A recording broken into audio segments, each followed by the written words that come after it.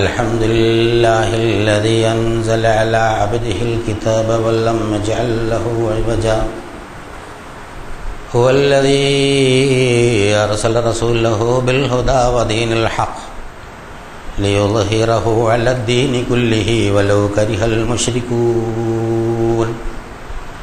أشهد أن لا إله إلا الله وحده لا شريك له وأشهد أن محمدا عبده ورسوله اللهم صل على محمد وعلى آل محمد كما صليت على إبراهيم وعلى آل إبراهيم اللهم بارك على محمد وعلى آل محمد كما باركت على إبراهيم وعلى آل إبراهيم في العالمين إنك حميد مجيد. أيها الإخوة الأحباء، أوصيكم وإياي أولا بتقوى الله. أعوذ بالله من الشيطان الرجيم. بسم الله الرحمن الرحيم. وضرب الله مثلا قرية كانت آمنة مطمئنة يأتيها رزقها رغدا من كل مكان فكفرت بأنعم الله فأذاقها الله لباس الجوع والخوف بما كانوا يصنعون. ولقد جاءهم رسول منهم فكذبوه فأخذهم العذاب وهم ظالمون. فكلوا مما رزقكم الله حلالا طيبا واشكروا نعمة الله إن كنتم إياه تعبدون. إنما حرم عليكم الميت والدم ولحم الخنزير وما أحل لغير الله به يضر غير باغ ولا عاد وإن الله غفور رحيم. ولا تقولوا لما تصف ألسنتكم الكذب هذا حلال وهذا حرام ليفتروا على الله الكذب إن الذين يفترون على الله الكذب لا يفلحون. عذاب أليم.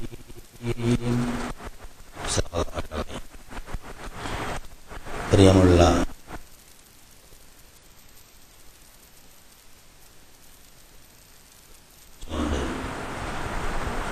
ജീവിക്കുന്ന പോലെ നിങ്ങളോട് ആദ്യമായി ഉണർത്തുകയാണ്.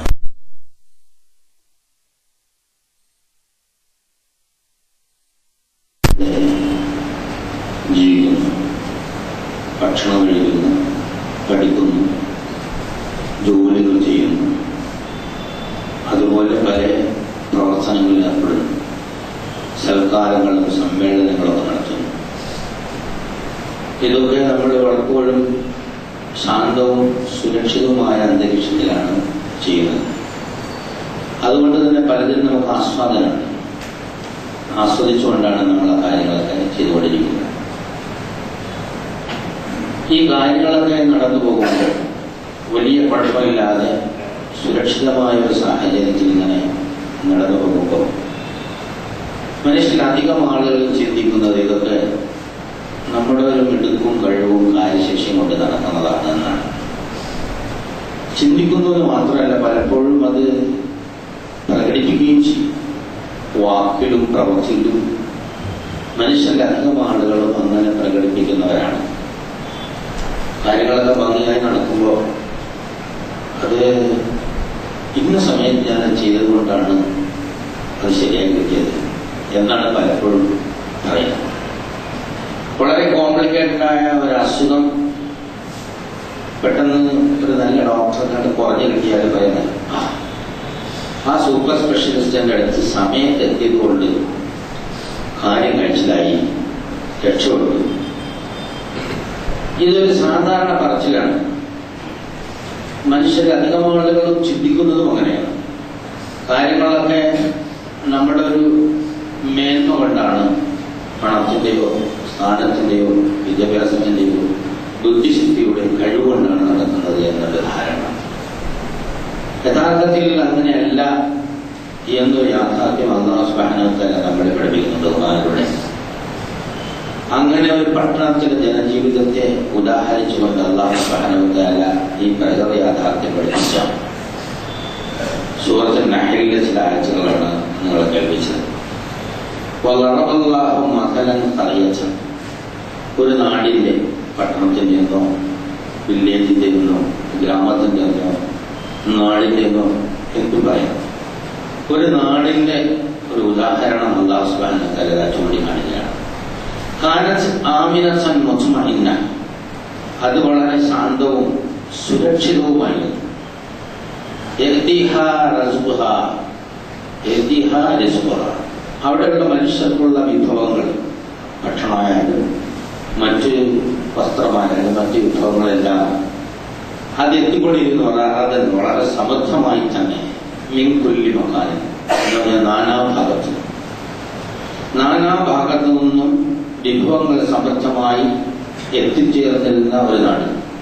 അതുകൊണ്ട് തന്നെ നാട്ടിലെ ജനങ്ങൾ വളരെ സംതൃപ്തരും ശാന്തവും സുരക്ഷിതവുമായ ഒരു ജീവിതത്തിലായിരുന്നു. അപ്പോ അവർ അല്ലാഹു സുബ്ഹാനഹു വ തആലയുടെ അനുഗ്രഹത്തെ തള്ളിക്കളഞ്ഞു, നിഷേധിച്ചു.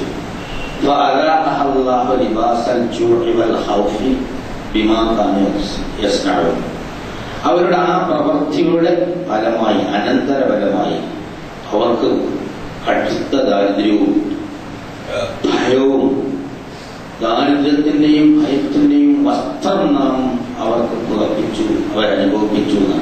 അതാണ് രുചിപ്പിച്ചു, അല്ലാഹു സുബ്ഹാനഹു വ തആല രുചിപ്പിച്ചു.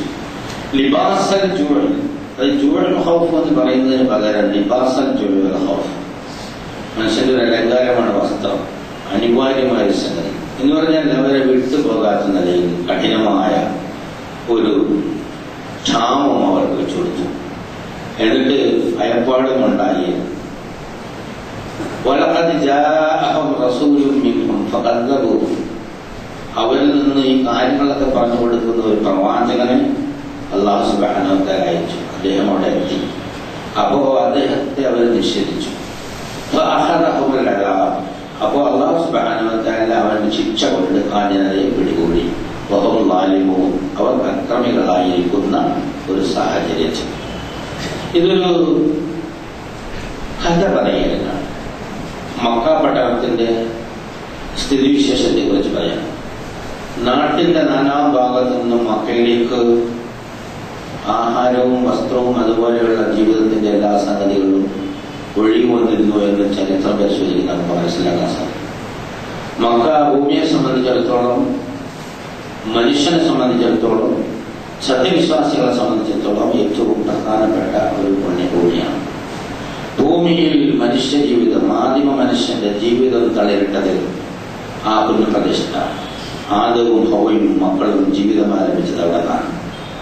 അല്ലാഹുവിനെ ആരാധിക്കുന്നതിന് വേണ്ടി ഒരു ആരാധനാലയം ഭൂമിയിൽ ആദ്യമായി പണിതുയർച്ചത് ലല്ലദീ ബിബക്കത, ബക്ക എന്ന് പറയുന്ന മക്കയിലാണ്. അവിടെ ഒരു കുന്നും പ്രദേശം, നമുക്കറിയാം, പോയ ആളുകളൊക്കെ ഒരുപാട് ഇവിടെ ഉണ്ടാവും. അതൊരു ഊശ്വര ഭൂമി, മട്ടക്കുന്ന്. അവിടെ പഴങ്ങളോ ഫലവൃക്ഷങ്ങളോ ഒന്നും ഉണ്ടാവില്ല.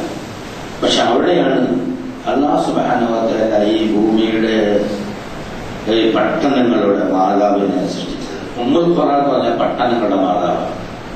എല്ലാ പട്ടണങ്ങളിലേക്കും പിന്നെ പട്ടണങ്ങൾ ഉണ്ടായത് ഈ പട്ടണത്തിൽ നിന്ന് ആളുകൾ പോയതിനു ശേഷമാണ്. അപ്പൊ അവിടെയാണ് യഥാർത്ഥ ജീവിതം ഭൂമിയിൽ തളിരിട്ട് വളർന്നു വന്നത്. മഹാപ്രവാചകന്മാരുടെ പ്രവർത്തന കേന്ദ്രം അതായിരുന്നു. കോടാനകോടി മനുഷ്യരുടെ തൊഴില, നമുക്ക് മുമ്പും അത് തൊഴിൽ തന്നെയായിരുന്നു. ഇടയ്ക്ക് കുറച്ചു കാലം ബൈത്തുൽ മുഖദ്ദിസിലേക്ക് മാറ്റി എന്നുള്ളത് വേറൊരു സംഗതിയാണ്. അത് അള്ളാഹുവിന്റെ നടപടിക്രമങ്ങളുടെ ഭാഗമായിട്ടായിരുന്നു. അപ്പൊ അത് ആ പട്ടണം ഒരു ഊശ്വര ഭൂമിയായിരുന്നു എന്നുള്ളതിന് ഒരുപാട് തെളിവുകൾ ഖുർആൻ തന്നെ പറയുന്നുണ്ട് എന്നുള്ളതാണ്. ആ പട്ടണത്തില് ചേക്കേറിയ പ്രവാചകന്മാരുടെ കഥ ഖുർആനിൽ പല സന്ദർഭങ്ങളിൽ ഹൃദയസ്പർശമായി നമുക്ക് പറഞ്ഞിരുന്നു. وإذ قال إبراهيم رب اجعل هذا بلدا آمنا. ഇബ്രാഹിം നബിയുടെ പ്രാർത്ഥനയാണ്, പടച്ചവനെ ഇതൊരു ശാന്ത പട്ടണമാക്കി നീ മാറ്റണേ തമ്പുരാനെ. വറസുഖ അഹ്ലഹു മിന ഥമറാത്ത്. ഒരു പഴവും അവിടെ ഇല്ലാത്ത കാലത്താണ് ഇബ്രാഹിം അല്ലാഹു സുബ്ഹാനഹു വ തആലയോട് പ്രാർത്ഥിക്കുന്നത്. ഒരു ചെടിയും അവിടെ മുളക്കില്ല എന്ന് മനസ്സിലാക്കിയിട്ട് തന്നെയാണ് അദ്ദേഹം അത് പ്രാർത്ഥിക്കുന്നത്. നോക്ക്, വിശ്വാസത്തിന്റെ ഒരു ഊക്കാണ്.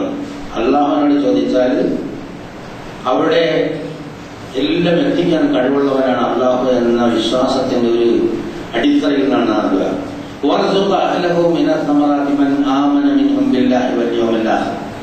അള്ളാഹുവിന്റെ അന്ത്യദിനത്തിലും വിശ്വസിക്കുന്നവരിൽ നിന്നുള്ള ആൾക്കാർക്ക് നീ കൈലരികളിൽ നിന്നും ഫലവൃക്ഷങ്ങളിൽ നിന്നും ഭക്ഷണം ഉപജീവനം നൽകണേ തമ്പുരാനെ. ഫല അവ തിരുത്തി പറയാം. ഒമൻ കഫറ, നിഷേധിച്ചവന് ഞാൻ കൊടുക്കും. ഒരു അല്പനേരത്തെ കുറച്ച് സമയത്തെ ഒരു വിഭവമാണ് അവനുള്ളത്. പിന്നെ അവനെ നരകത്തിന്റെ ശിക്ഷയിലേക്ക് നാം വലിച്ചു തള്ളിയിടുകയും ചെയ്യും. മോശമായ ഒരു സങ്കേതമാണ്. ഇബ്രാഹിം നബി വളരെ ഹൃദയസ്പർശമായ വിന്നു പറയുന്നത്, ربنا إني أسكنت من ذريتي بواد غير ذي زرع عند بيتك المحرم.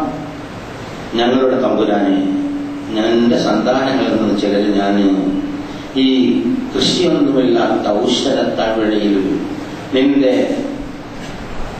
മന്ദിരത്തിനടുത്ത് പാർപ്പിച്ചിരിക്കുന്നു തമ്പുരാനെ. റബ്ബന യുഖീമുസ് സ്വലാത്ത്, അവരെ നമസ്കാരം നിലനിർത്തുന്നതിന് വേണ്ടിയാണ്, എന്ന് വെച്ചാൽ നിന്നെ ഓർക്കുന്നതിന് വേണ്ടിയാണ്. ഈ ഭൂമിയിൽ വരുന്ന മനുഷ്യന്മാരുടെ നിന്ന് നല്ലൊരു വിഭാഗം ആൾക്കാരുടെ മനസ്സ് ഇവരിലേക്ക് ചായ്വുള്ളതാക്കണം, എന്ന് വെച്ചാൽ ഇവരെ സഹായിക്കുകയും ഇവരിലേക്ക് വരികയും ചെയ്യുന്നതാക്കണേ. അള്ളാഹുവിന്റെ മഹത്തായ ബൃഹത്തായ പദ്ധതിയുടെ ഭാഗമായി ഇബ്രാഹിം നബി കൊണ്ടുവന്ന പ്രാർത്ഥന നടത്തുകയാണ്. കൈകനികളിൽ നിന്ന് അവർക്ക് നീ ഭക്ഷണം നൽകണം.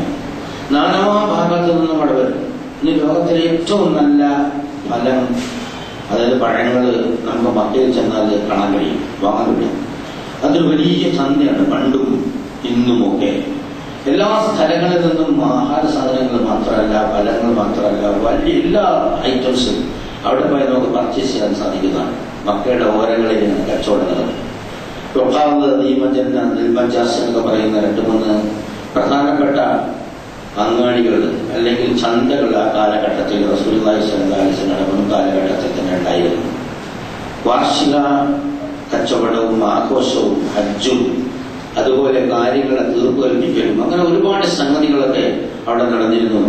അങ്ങനെയുള്ള ഒരു പട്ടണത്തിൽ ഇതൊക്കെ തരുന്നത് അല്ലാഹുവാണ് എന്ന് ജനങ്ങളെ ബോധിപ്പിക്കുന്ന ഒരു പ്രവാചകൻ വന്നപ്പോൾ അദ്ദേഹത്തെ തള്ളിക്കളയുകയും മർദ്ദിക്കുകയും പീഡിപ്പിക്കുകയും ഒടുവിൽ നാട്ടിൽ നിന്ന് പുറത്താക്കുകയും ചെയ്തു എന്നുള്ളതാണ്. അപ്പൊ അല്ലാഹു സുബ്ഹാനഹു വ തആല ഒരു കഠിനമായ ഒരു ദാരിദ്ര്യം അവർക്ക് കൊടുത്തു. ഭയങ്കര 7 കൊല്ലം നീണ്ടു നിന്ന അതികഠിനമായ ഒരു ദാരിദ്ര്യം. ആ ദാരിദ്ര്യത്തിൽ അവർ സകലതും ഇടങ്ങാറ്. ഇതിനിടയിൽ റസൂലുള്ളാഹി സ്വല്ലല്ലാഹു അലൈഹി വസല്ലം മക്കയിൽ നിന്ന് മദീനയിലേക്ക് പോയിച്ചു. ഹിജ്റ പോയി കഴിഞ്ഞപ്പോ മുഹമ്മദിന് കൂടുതൽ ശക്തനായി തിരിച്ചു വരും, നമ്മുടെ കാലം കഴിഞ്ഞിരിക്കുന്നു എന്ന ഒരു ഉൾഭീതി അവർക്കുണ്ടാവുകയും ആ ഭീതി ബദറിൽ അവരുടെ നട്ടലൊടിക്കുകയും വഹദിൽ അവരുടെ അഭിമാനം തകർക്കുകയും ഹന്തക്കിൽ അതുപോലെയുള്ള യുദ്ധങ്ങളിലൂടെ അവരെ തീർത്തും നാമാവശേഷമാക്കുകയും ചെയ്തു. ആ ജനസമൂഹവും ആ അഹങ്കാരികളും നല്ല സുഭിക്ഷമായി ജീവിച്ചിരുന്നവർ, വളരെ ആശ്വാസത്തോടെ കഴിഞ്ഞുകൂടിയിരുന്നവർ, അവരെല്ലാം തകർന്ന് തരിപ്പണമായി പോകുന്ന ഒരു രംഗം അത് ചരിത്രത്തിൽ ഇങ്ങനെ ലിഖിതപ്പെട്ട് കിടക്കുകയാണ്. ഇത് റസൂലുള്ളാഹി സ്വല്ലല്ലാഹു അലൈഹി വസല്ലമയുടെ സ്വന്തം നാട്ടിന്റെ കഥ ആ നാട്ടുകാർക്ക് തന്നെ പറഞ്ഞു കൊടുക്കാൻ അല്ലാഹു സുബ്ഹാനഹു വ തആല പറയാം. ഇത് മക്കക്കാർക്കും പ്രവാചകനും അബൂജഹലിനും അവിടെയുള്ള പ്രേക്ഷകർക്കും മാത്രമല്ല, അത് അള്ളാഹുവിന്റെ ഒരു പോളിസിയുടെ പ്രഖ്യാപനം. അള്ളാഹു സുബ്ഹാനഹു വ തആല നമുക്ക് ജീവിതത്തിൽ പലതും തരും. വിദ്യാഭ്യാസം തരും, ആരോഗ്യം തരും, സൗന്ദര്യം തരും, കുടുംബ ബന്ധങ്ങൾ തരും, നല്ല ഉദ്യോഗം തരും, അതുപോലെ പലതരത്തിലുള്ള സൗകര്യങ്ങൾ ചെയ്തു. ഇതെല്ലാം കൊണ്ട് അനുഭവിക്കുമ്പോൾ ആ തമ്പുരാനോട് നന്ദി കാണിക്കുക, തന്നത് അല്ലാഹുവാണെന്ന് പറയുകയും നമുക്ക് കിട്ടിയതിൽ നിന്ന് മറ്റുള്ളവർക്ക് നൽകുകയും ചെയ്യണം എന്നതാണ് അല്ലാഹുവിന്റെ നിർദ്ദേശം. പക്ഷെ പലപ്പോഴും മനുഷ്യന് സ്വാർത്ഥ്യമായതുകൊണ്ട്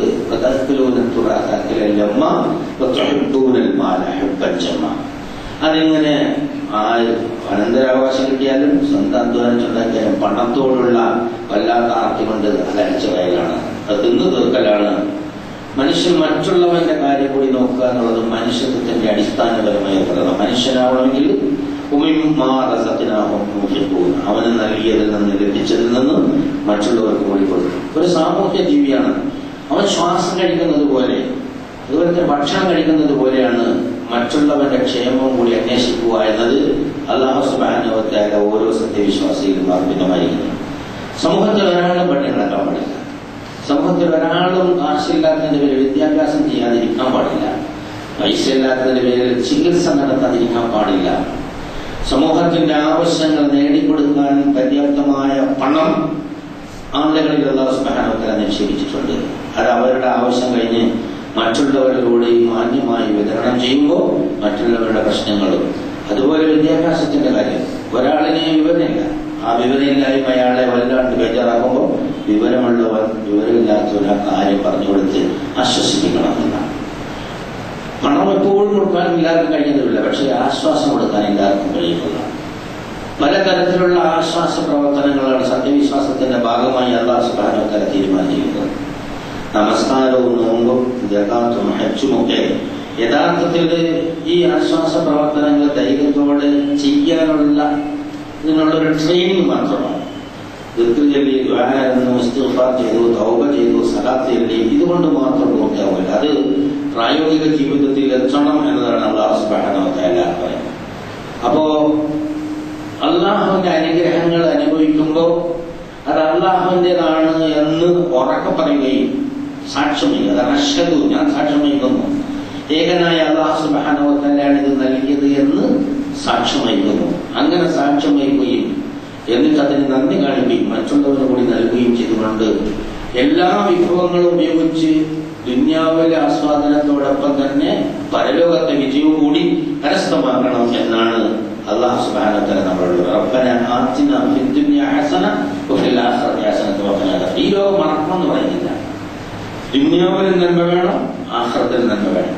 ശാന്തവും സമാധാനപരമായി നമ്മൾ ജീവിക്കുമ്പോൾ അല്ലാഹു സുബ്ഹാനഹു വ തആല നമുക്ക് എന്തെങ്കിലുമൊക്കെ യഥാർത്ഥ ഉത്തരവാദിത്തം ഏൽപ്പിച്ചത് ചെയ്തില്ലെങ്കിൽ ഏതെങ്കിലും തരത്തിലുള്ള ശിക്ഷ കളയുമെന്നൊരു ഭയം പോലും ഇല്ലെങ്കിൽ നമ്മുടെ സത്യവിശ്വാസം വളരെ കുറഞ്ഞതാണ്, വളരെ ഫീബിളാണ്, ലൈഫാണ്, വീക്കാണ് എന്ന് നമ്മൾ മനസ്സിലാക്കണമെന്നുള്ള. സത്യവിശ്വാസം ഉള്ളിൽ ഉത്കടമായി ഉണ്ടാകുമ്പോൾ എപ്പോഴും ഒരുതരം ബേജാറാണ്. സഹാബാക്കൾക്ക് റസൂലിന്റെ കാലശേഷം പലതും കിട്ടിയപ്പോൾ അവർ പറഞ്ഞു, പടച്ച തമ്പുരാനെ, നീ ഞങ്ങൾക്കുള്ളതെല്ലാം ദുന്യാവിൽ തന്നെ തന്നു തീർക്കുകയാണോ എന്ന് ബേജാറായിരുന്നു എന്നുള്ളതാണ്. വലിയ വലിയ സഹാബാക്കൾ 2 കറി അല്ലെങ്കിൽ 3 കറി കാണുമ്പോൾ കരഞ്ഞുപോയ ആളുകളുണ്ട്. നമ്മൾ പ്രതീക്ഷിക്കാത്ത ആളുകൾ പോലും 3-4 കറികളൊക്കെ കാണുമ്പോൾ കരഞ്ഞു പോകുന്ന, അതായത് ഇതൊക്കെ ഞാൻ ആസ്വദിച്ചാൽ ഇതിനൊക്കെ നന്ദി കാണിക്കാൻ എനിക്ക് സാധിക്കുമോ എന്ന് ഭയന്നുകൊണ്ട് കരഞ്ഞുപോയ ആളുകളുണ്ട്. അവരൊക്കെ യഥാർത്ഥത്തിൽ ഖുർആനിനെ ഹൃദയത്തിൽ നെഞ്ചോട് ചേർത്ത് കാര്യങ്ങൾ മനസ്സിലാക്കിക്കൊണ്ടാണ് അവരുടെ ജീവിതത്തിൽ അത്തരത്തിലുള്ള പ്രതിഫലനങ്ങൾ ഉണ്ടായത്. നമ്മുടെ ജീവിതത്തിൽ അത്തരം പ്രതിഫലനങ്ങൾ ഉണ്ടായില്ലെങ്കിൽ സത്യവിശ്വാസത്തിന്റെ കാര്യത്തിൽ നമ്മൾ വളരെ വീക്കാണെന്ന് മനസ്സിലാക്കുക. അതുകൊണ്ട് ഒരു സ്ട്രോങ് ആയ, അതായത് വളരെ ശക്തമായ സത്യവിശ്വാസത്തോടെ ജീവിച്ചു മുന്നേറണം. അതിന് കാരുണ്യവാനായ തമ്പുരാൻ നമുക്ക് തൗഫീഖ് നൽകി അനുഗ്രഹിക്കുമാറാകട്ടെ.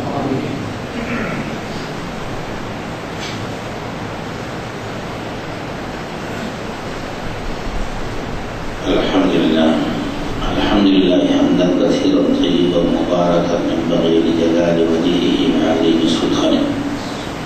سبحانك لا نحصي ثناء كما اثنيت نفسك لك الحمد. اللهم صل على محمد وعلى ال محمد كما صليت على ابراهيم وعلى ال ابراهيم اللهم بارك على محمد وعلى آل محمد كما باركت على إبراهيم وعلى آل إبراهيم في العالمين إنك حميد مجيد. أيها الإخوة الأحباء أوصيكم وإياي ثانيا بتقوى الله. ഒരിക്കൽ കൂടി അല്ലാഹു സുബ്ഹാനഹു വ തആലയുടെ വിധിവിലകൾ മാനിച്ചുകൊണ്ട് ജീവിക്കണമെന്ന് ഞങ്ങളെ പോലെ നിങ്ങളോടും ഉണർത്തുകയാണ്, വസിയത്ത് ചെയ്യുകയാണ്. ഈ സംഗതി പറഞ്ഞിട്ട് അല്ലാഹു സുബ്ഹാനഹു വ തആല നൽകുന്നു وكلوا مما رزقكم الله حلالا طيبا واشكروا نعمة الله إن كنتم إياه تعبدون. നിങ്ങൾക്ക് അല്ലാഹു സുബ്ഹാനഹു വ തആല നൽകിയിട്ടുള്ള വിഭവങ്ങളിൽ നല്ലതും ഹലാലൻ ത്വയ്യിബ അനുവദനീയമായതും നിങ്ങൾ ഭക്ഷിച്ചുകൊള്ളുക, അതിന് നിങ്ങൾ നന്ദി രേഖപ്പെടുത്തുകയും ചെയ്യുക. നിങ്ങൾ അല്ലാഹുവിനെയാണ് യഥാർത്ഥത്തിൽ ആരാധിക്കുന്നതെങ്കിൽ അങ്ങനെയാണ് നിങ്ങൾ ചെയ്യേണ്ടത്.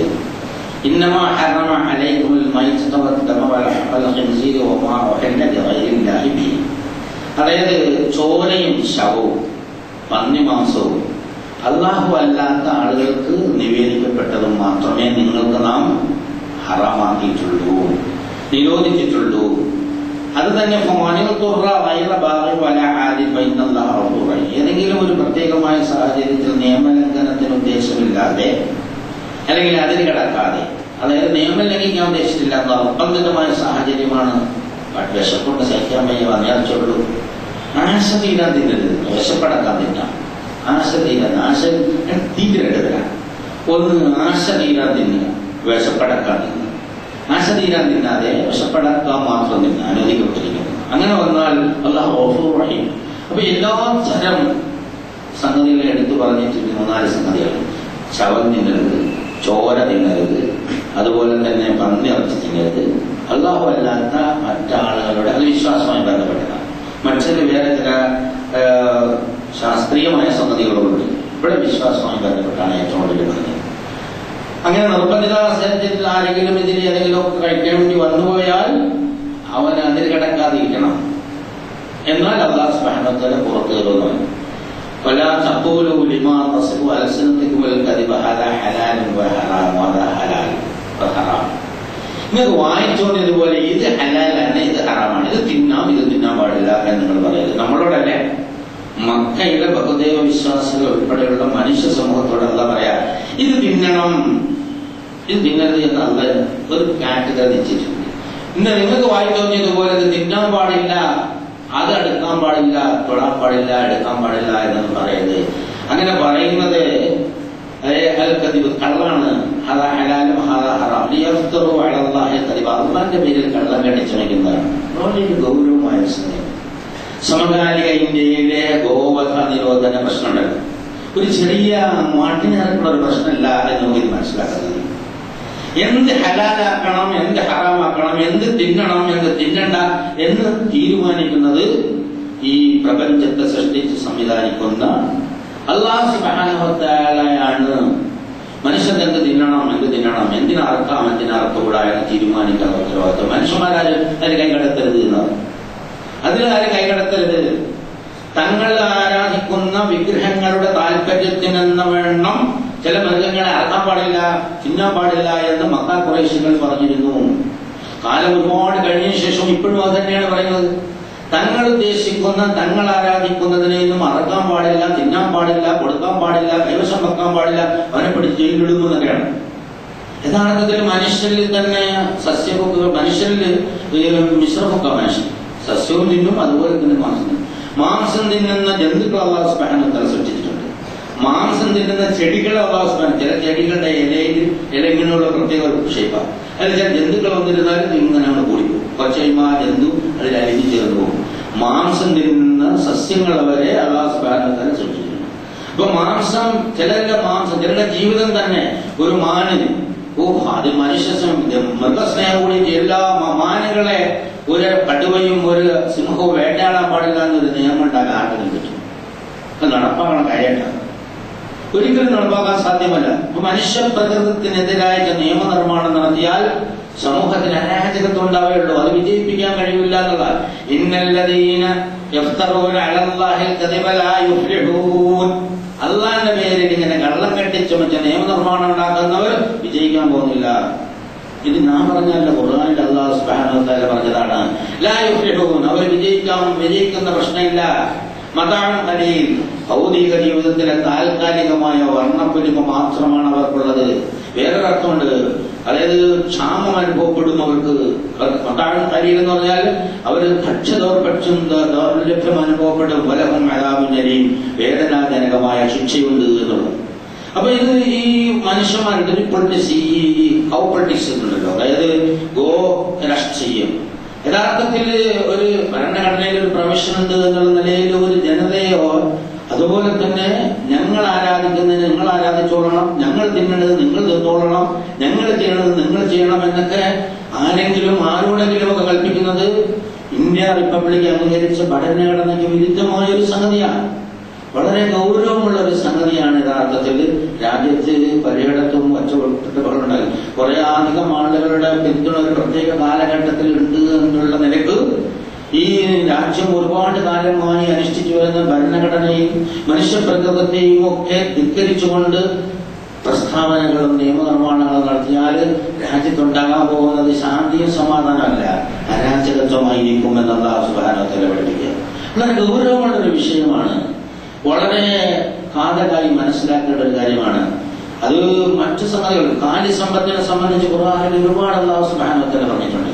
ജനതയുടെ സാമ്പത്തികമായ വളർച്ചയ്ക്ക്, പിന്നെ ആരോഗ്യപരമായ സംരക്ഷണത്തിനും ഈ കാലികളെ അറുത്ത് തിന്നുന്ന കാലികളെയൊക്കെ വളരാനങ്ങൾ വിട്ടുകഴിഞ്ഞാൽ അതൊക്കെ വയസ്സായി കഴിഞ്ഞാൽ അതിനെ കൊല്ലാൻ പറ്റില്ലെങ്കിൽ അതെല്ലാം റോഡിലും അങ്ങാടിയിലൂടെ ഇറങ്ങി നടന്ന് ഹിതുമാനുണ്ടാകും.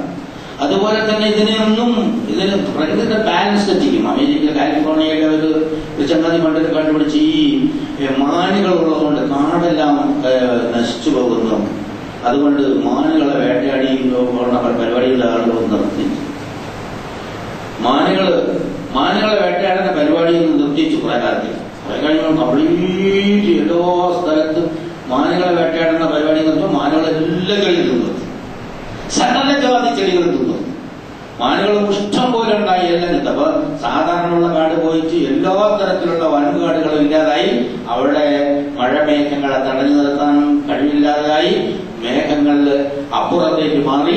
അതുപോലെ തന്നെ അന്തരീക്ഷത്തിനുണ്ടായി, ഉരുൾപൊട്ടലുണ്ടായി, ഒരുപാട് പ്രശ്നങ്ങളുണ്ടായി. ഇത് പ്രകൃതിയുടെ ഒരു സന്തുലിതത്വം തകർന്നു പോയിരുന്നതാണ്. അപ്പൊ അല്ലാഹു സുബ്ഹാനഹു വ തആല നിശ്ചയിച്ചിരിക്കുന്ന ഒരു ജീവിതത്തിന്റെ ഒരു സംക്രമണമുണ്ട്. ചിലതിന് വേണ്ടി സൃഷ്ടിക്കപ്പെട്ടിരിക്കുന്നു. അവിടെയൊക്കെ പടച്ചതമ്പുരാൻ സൃഷ്ടാവായ അല്ലാഹുവില്ലാത്ത കാരുണ്യത്തിന്റെ പേര് പറഞ്ഞ ആളെ പട്ടിസാക്കുന്ന പരിപാടിയുമായി ഇറങ്ങിത്തിരിച്ചാൽ യഥാർത്ഥ സമൂഹത്തിൽ പഴപ്പവും അരാജകത്വവും ഉണ്ടാവുള്ളൂ. മനുഷ്യന്റെ അത്യാവശ്യ സംഗതികളെ സംബന്ധിച്ച് ഗൗരവമായി ചിന്തിക്കുന്നതിന് പകരം ഇത്തരം കാര്യങ്ങൾ, പ്രകൃതിയെ തള്ളിക്കളയുന്ന തരത്തിലുള്ള കാര്യങ്ങളുമായി ജനങ്ങളെ സമീപിച്ചാൽ അത്തരം ആൾക്കാർക്ക് വിജയ സാധ്യതയില്ല. വിജയിക്കാൻ വേണ്ടിയ താൽക്കാലികമായ വിജയം മാത്രമേ ഉണ്ടാവുള്ളൂ എന്നുള്ളതാണ്. വളരെ ഗൗരവത്തിൽ അല്ലാഹു സുബ്ഹാനഹു വ തആല മക്കയിലെ മനുഷ്യന്മാരെ പഠിപ്പിച്ചതാണ്. ആ മക്കയിലെ മനുഷ്യന്മാർക്ക് എന്ത് സംഭവിച്ചു എന്നത് ലോകത്തോട് പറഞ്ഞു കൊടുക്കാൻ ഖുർആനിൽ അല്ലാഹു സുബ്ഹാനഹു വ തആല നമുക്ക് വേണ്ടി വിശദീകരിച്ചു തരുന്നതാണ്. നമ്മളെ സംബന്ധിച്ചിടത്തോളം അതിന്റെ ആഴങ്ങൾ അതിൽ പഠിക്കുകയോ മനസ്സിലാക്കുകയോ ചെയ്യാത്തതോടെ അതിന്റെ പ്രാധാന്യം അറിയാതെ പോയതാണ്. അതുകൊണ്ട് അല്ലാഹു സുബ്ഹാനഹു വ തആല ഹറാമാക്കിയ കാര്യങ്ങൾ ഹറാമെന്നും അല്ലാഹു ഹലാലാക്കിയ കാര്യങ്ങൾ ഹലാലെന്നും പറയുകയാണ് സത്യവിശ്വാസിയെ സംബന്ധിച്ചിടത്തോളം ഏറ്റവും അഭികാമ്യമെന്ന്. അല്ലാഹുവിനെ മാത്രം ആരാധിക്കുകയാണെങ്കിൽ അതിൽ ഉറച്ചു നിൽക്കലാണ് സത്യവിശ്വാസികളെ സംബന്ധിച്ചിടത്തോളം ഉത്തമമായ സംഗതി. അതിനെതിരെ വരുന്ന എല്ലാ സംഗതികളെയും അള്ളാഹുവിന്റെ കിതാബിന്റെ പേരിൽ എതിർക്കേണ്ടിടത്ത് എതിർക്കുകയും പ്രതിഷേധം രേഖപ്പെടുത്തേണ്ടിടത്ത് ശാന്തവും സമാധാനമായ പ്രതിഷേധം രേഖപ്പെടുത്തുകയും ചെയ്യേണ്ടത് സത്യവിശ്വാസികളുടെ ഉത്തമ താല്പര്യങ്ങളിൽപ്പെട്ടതാണ്, അല്ലെങ്കിൽ കടമയിൽപ്പെട്ടതാണ് എന്നുള്ള കാര്യം കൂടി മറക്കാതിരിക്കുക. ഏറ്റവും ഉത്തമരായ സത്യവിശ്വാസികളായി ജീവിച്ച് വിജയിക്കാൻ കാരുണ്യവാനായ തമ്പുരാൻ നമുക്ക് തൗഫീഖ് നൽകി അനുഗ്രഹിക്കുമാറാകട്ടെ. ഇന്നല്ലാഹു മലായികത്തുഹു യുസല്ലൂന അലന്നബി യാ അയ്യുഹല്ലദീന ആമനൂ സ്വല്ലൂ അലൈഹി വസല്ലിമൂ തസ്ലീമാ. اللهم صل على محمد وعلى ال محمد كما صليت على ابراهيم وعلى ال ابراهيم في العالمين انك حميد مجيد. اللهم اللهم ابو بكر وعمر وعثمان وعلي وبقيه اصحاب رسول الله اجمعين. കാരുണ്യവാനായ തമ്പുരാനെ എല്ലാ വരപ്പാടുകളും ചെറുപാടുകളും ഇപ്പോഴത്തെ നമ്മുടെ മാതാപിതാക്കൾ, ഭാര്യ സന്താനങ്ങൾ, സഹോദരങ്ങൾ, സുഹൃത്തുക്കൾ, ദ്വാരയുടെ സിദ്ധിക്കാത്ത ആളുകൾ, അതുപോലെ മുൻകാല സത്യവിശ്വാസികൾ എല്ലാവരും ഞങ്ങളുടെ വൻപാപങ്ങളും ചെറുപാടുകളും പുറത്തുമാകാതിരിക്കാനും തമ്പുരാനെ നരകശക്തി നിങ്ങളെ കാക്കുകയും സ്വർഗം നൽകി അനുഗ്രഹിക്കുകയും തമ്പുരാനെ. അല്ലാഹുവേ മരണപ്പെട്ടവരായ ആളുകൾ ഒരുപാട് തമ്പുരാനെ. രോഗികളായ ഒരുപാട് ആളുകളുടെ അവരുടെ രോഗങ്ങളെല്ലാം നീ ശിഫായി കൊടുക്കണേ തമ്പുരാനെ. അവരുടെ കുറവുകളെല്ലാം നീ പരിഹരിച്ചു കൊടുക്കണേ തമ്പുരാനെ. നാഥ ഞങ്ങളുടെ സമ്പത്തുകളിലും സന്താനങ്ങളിലും ജീവിതത്തിലും നന്മ വർദ്ധിപ്പിച്ചു തരണേ തമ്പുരാനെ. ഖുർആൻ യഥാവിധി പഠിച്ചു മനസ്സിലാക്കാനും ജീവിതത്തിൽ പകർത്താനും മറ്റുള്ളവർക്ക് എത്തിക്കാനുള്ള തൗഫീഖ് നൽകണേ തമ്പുരാനെ. അല്ലാഹുവേ, ആശ്വാസമായി ജീവിച്ച് സന്തോഷത്തോടെ സംതൃപ്തിയോടെ നിന്നിലേക്ക് മടങ്ങി വരാനുള്ള തൗഫീഖ് നൽകണേ തമ്പുരാനെ. സക്കറാത്തുൽ മൗത്തിന്റെ വേദന ഞങ്ങൾക്ക് ആശ്വാസപ്രദമാക്കണേ തമ്പുരാനെ. ഞങ്ങളുടെ കബറിടങ്ങളെ പ്രകാശവേദങ്ങളാക്കണേ തമ്പുരാനെ. മഹ്ശറിൽ ഞങ്ങളെ സഹായിക്കണേ നാഥ. നരകശിക്ഷയിൽ നിന്ന് കാക്കുകയും സ്വർഗ്ഗം നൽകി അനുഗ്രഹിക്കുകയും ചെയ്യണേ തമ്പുരാനെ. اللهم اغفر للمؤمنين والمؤمنات والمسلمين والمسلمات والأحياء منهم والأموات. اللهم أعز الإسلام والمسلمين. اللهم أعز الإسلام والمسلمين. اللهم أعز الإسلام والمسلمين. اللهم انصر أعمال المجاهدين في كل أماكن الأرض يا أرحم الراحمين. ربنا تقبل منا دعاءنا وتب علينا إنك أنت التواب الرحيم. ربنا آتنا في الدنيا حسنة وفي الآخرة حسنة وقنا عذاب